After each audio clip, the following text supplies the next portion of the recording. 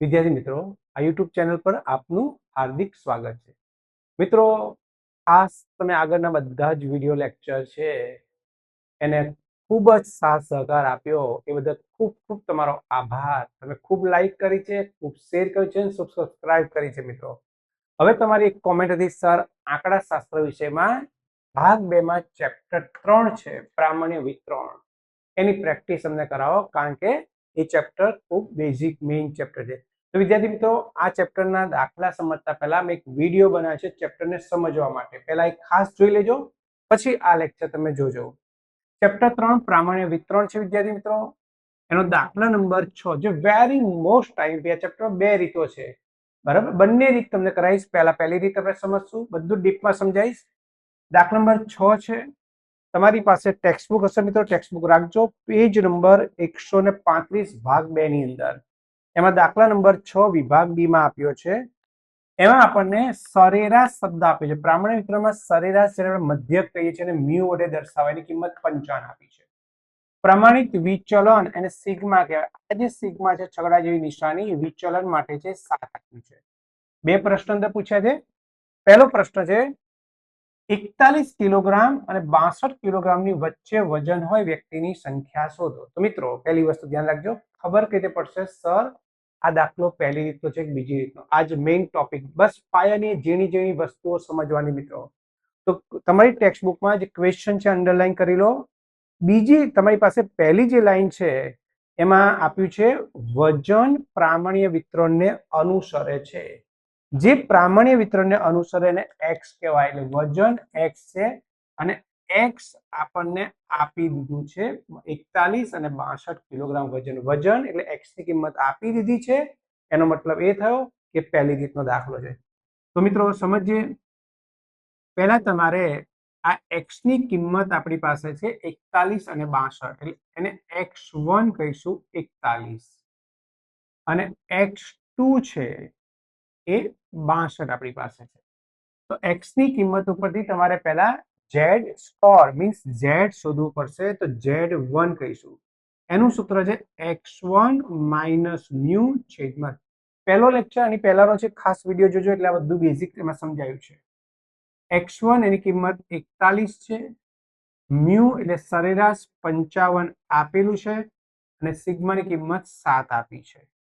41 માંથી 55 બાદ કરીશું એટલે -14 આવશે મિત્રો, અને એ 14 ને 7 વડે ભાગીશું એટલે -2 આવશે. તો Z1 એનો જવાબ -2. હવે તમારે x2 ઉપરથી Z2 શોધવાનું છે. તેનું સૂત્ર છે x2 minus mu upon sigma. x2 62 છે, મ્યુ 55 આપણને આપેલું છે અને સિગ્માની કિંમત 7 આપી છે. 62 માંથી 55 બાદ કરશો એટલે 7 આવશે. 7 ને 7 વડે ભાગીશું એટલે 1 આવશે. તો Z2 એનો જવાબ 1 આવ્યો. હવે મિત્રો ધ્યાનથી સમજો. તમારે -2 અને +1 વચ્ચેની સંભાવના શોધવાની હોય. પહેલી તો દાખલો છે એટલે. તો સંભાવના એટલે P કોની વચ્ચેની?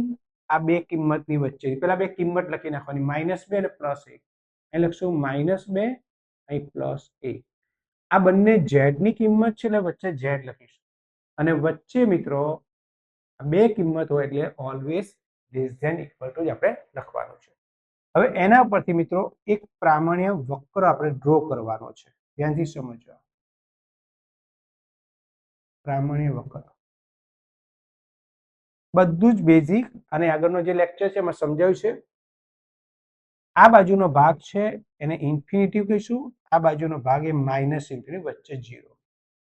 મિત્રો હવે સમજો, z ની કિંમત જે માઇનસ આવી હોય તો એ ડાબી બાજુ દર્શાવે, કે માઇનસ છે એ z ની ડાબી બાજુની કિંમતો લખવા માટે, અને પ્લસ છે એ જમણી સાઈડ લખવાનું છે. તો -2 એ ડાબી સાઈડ અહીં ગમે ત્યાં, આ બાજુ ગમે ત્યાં તમે એક ઊભી લાઈન કરી ત્યાં -2 લખી શકો છો. આ z ની બીજી કિંમત +1 છે. +1 0 થી ઇન્ફિનિટી, જમણી સાઈડ ગમે ત્યાં તમારે એક ઊભી લાઈન કરી દેવાની છે, ત્યાં +1 લખવાનું છે. અને આ બંનેની વચ્ચેની -2 અને +1 ની વચ્ચેની સંભાવના આપણે શોધવાની છે. એટલે એટલો ભાગ તમારે બતાવી દેવાનો છે કે ભાઈ અમારે આટલો ભાગ છે એની સંભાવના શોધવાની છે. હવે મેઇન વસ્તુ મિત્રો આ ખાસ ધ્યાનથી સમજજો, આ ચેપ્ટરનો મેઇન કન્સેપ્ટ છે પહેલી અને બીજી રીત બંને માટે. તમે આ ઝેડની કિંમત 2 આપી છે -2, એનું તમારે ટેબલ જોવાનું છે અને એ ટેબલ તમે જોશો પાછળના પેજ ઉપર તમને આપેલું છે અને પહેલા લેક્ચરમાં મેં ટેબલ જોતા શીખવાડ્યું છે, ખાસ સમજો. અહીં +2 છે મિત્રો, -2 છે, તો અહીંયા ઝેડની કિંમત તો પ્લસમાં જ હશે. તો અહીંયા પહેલું કોલમ જે છે એમાં 2 જોવાનું છે, 2 એટલે 2.0 એવું આપ્યું છે. એની સામે છે 47 72, પહેલા ખાનામાં જોવાનું છે. તો અહીંથી અહીં સુધીનો જવાબ એ 0.4772. આ એક મેઇન કન્સેપ્ટ સમજો. તમે 2 નું ટેબલ જોયું એટલે જે જવાબ અંદર આપ્યો છે 47 72, 2 થી 0 સુધીનો જે જવાબ મિત્રો, કોઈ એરિયા ના હોય, સમજી લેજો. કોઈ પણ સંખ્યાનું ટેબલ જુઓ તો ત્યાંથી 0 સુધીની સંભાવના એ હશે. હવે તમે 1 નું ટેબલ જોશો તો પાછળ તમને જો ઝેડના કોલમમાં 1 એટલે 1.0, 1.0 ની પહેલું કોલમ છે 0.3413. તો અહીંથી અહીં સુધીનો જે જવાબ છે એ 0.3413 છે. હવે વિદ્યાર્થી મિત્રો, તમારે અહીંથી અહીં સુધીની આખી સંભાવના જોઈએ છે. તો સંભાવના એટલે P -2 થી 0 સુધીનું પહેલા માપ લેવાનું, -2 થી 0 નું. આ ઝેડ ની કિંમત છે એટલે વચ્ચે ઝેડ મૂકવાનું, આગળ પાછળ લેસ ધેન ઇક્વલ ટુ. હવે આ જે માપ છે 0 થી 1 નું છે એટલે અહીં લખશું P 0 થી 1 નું, 0 ને 1, વચ્ચે ઝેડ, આગળ પાછળ લેસ ધેન ઇક્વલ ટુ. હવે આ માપ અને આ માપ એ બંને માપનો આપણે સરવાળો કરીએ એટલે આપણને આખું કુલ માપ મળી જાય. તો -2 થી 0 ની સંભાવના છે 0.4772 અને 0 થી 1 ની સંભાવના 0.3413 છે. હવે આ બંનેનો તમારે સરવાળો કરવાનો છે મિત્રો. 3 ને 2 5 છે, 7 ને 1 8 છે, 7 ને 4 11 નો એકડો વધી પડે, 3 ને 4 ને 4 8 અને આગળ 0, 0.8185 આ આપણને આપેલું છે. બરાબર મિત્રો, આ બંનેનો સરવાળો 0.8185. આ સંભાવના, શેની સંભાવના? એ વ્યક્તિનું વજન 41 અને 62 કિલોની વચ્ચે હોય એની સંભાવના.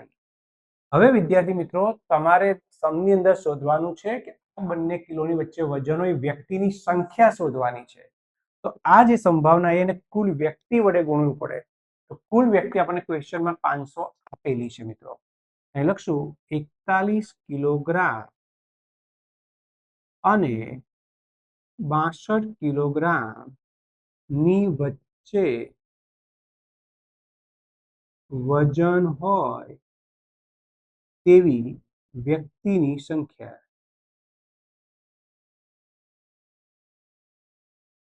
તો અહીંયા જે જવાબ આવ્યો 0.8185, કુલ વ્યક્તિ આપણને ક્વેશ્ચનમાં 500 આપેલી છે, તેને 500 વડે આપણે ગુણી નાખીશું. તો 0.8185 મલ્ટીપ્લાય 500 એટલે 409.25 આપણો જવાબ આવ્યો. હવે મિત્રો, કોઈ પણ વ્યક્તિની સંખ્યા તો પોઈન્ટમાં ના હોય, તો પોઈન્ટ પછીનો પહેલો આંકડો જે છે એ 5 થી મોટો હોય કે 5 હોય તો આગળ ઉમેરી દઈશું. 2 છે તો 5 થી નાની કિંમત આગળ નહીં ઉમેરાય. તો 409 એપ્રોક્સિમેટની નિશાની લગભગ 409 કહી શકાય મિત્રો. ઓકે, હવે બીજો પોઈન્ટ સમજીએ મિત્રો. હવે આ સમ નંબર 6 માં બીજો પોઈન્ટ છે 41 કિલોગ્રામથી ઓછું વજન હોય એ વ્યક્તિની સંખ્યા શોધવાની છે. વજન આપણને આપ્યું છે, વજન પ્રામાણિક વિતરણને અનુસરે વજન x છે, x ની કિંમત આપી છે. તો x આપણને આપ્યો છે 41 કિલોગ્રામ થી ઓછું. આની આપણે સંભાવના શોધવાની છે. હવે ખાલી એટલું લખશો તો ચાલશે, પણ થોડું ડીપમાં સમજાવું. સંભાવના પહેલા શોધવાની છે એટલે p કોની x ઓછું એટલે લેસ ધેન કહેવાય કોનાથી 41 થી. તો આવું તમે લખો તો થોડુંક વધારે બેસ્ટ લાગશે. હવે x આપ્યો છે મિત્રો, આ પહેલો પોઈન્ટ તો એમાં x ની 2 કિંમત હતી એટલે Z1 અને Z2 2 શોધ્યા હતા. અહીં x ની એક જ વખત કિંમત આપી એટલે ખાલી Z1 એટલે Z શોધવાનું છે. એનું સૂત્ર x minus mu upon x ની એક જ વાર કિંમત આપીએ તો ખાલી x લખશું, x ની બે કિંમત હોય તો x1 x2 બે અલગ અલગ લખવું પડે। x ની કિંમત છે 41, મ્યુ છે આપણી પાસે મિત્રો 55, મ્યુ એટલે મધ્યક સરેરાશ જેને કહેવાય, સિગ્માની કિંમત 7 છે। આની બાદ બાકી -14 અને 7 વડે ભાગશું એટલે 2, તો z નો જવાબ -2। હવે સમજાય પાછળથી ઓછું છે એટલે અહીં પાછળથી ઓછું એવું લખી નાખવાનું, જે આપણે સમજવા માટે બહુ કામનું છે। હવે આની આપણે સંભાવના શોધવાની છે એટલે લખવાનું p, કોની, z, અહીં ઓછું છે એટલે લેસ ધેન ની નિશાની કરવાની, કોનાથી ઓછું છે, -2 થી, અહીં -2 કરતા। અને હવે મિત્રો આપણે એનું આકૃતિ દોરીને સમજશું પ્રામાણિક।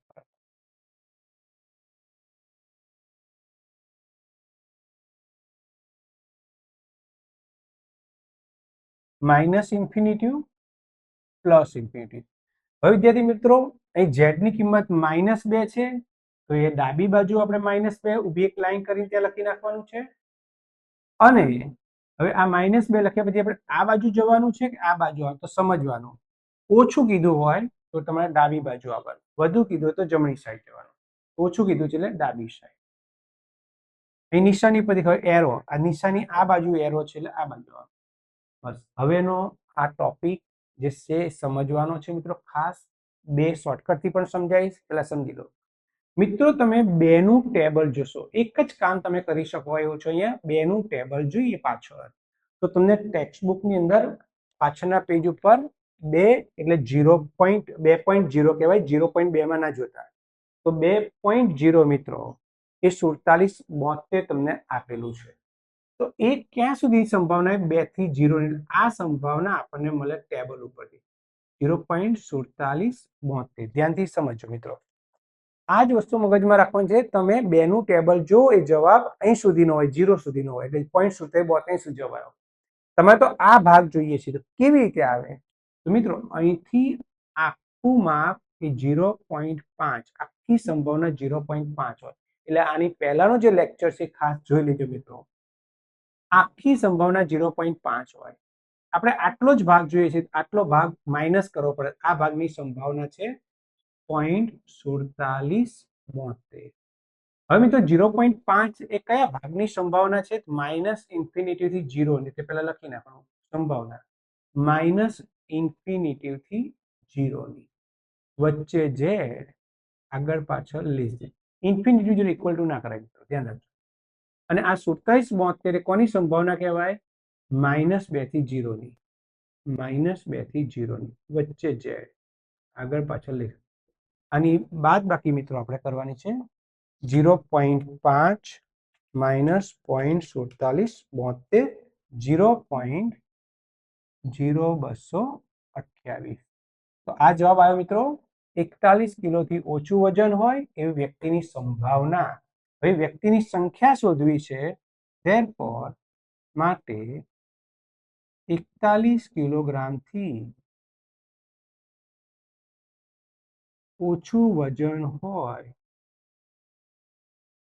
તેવી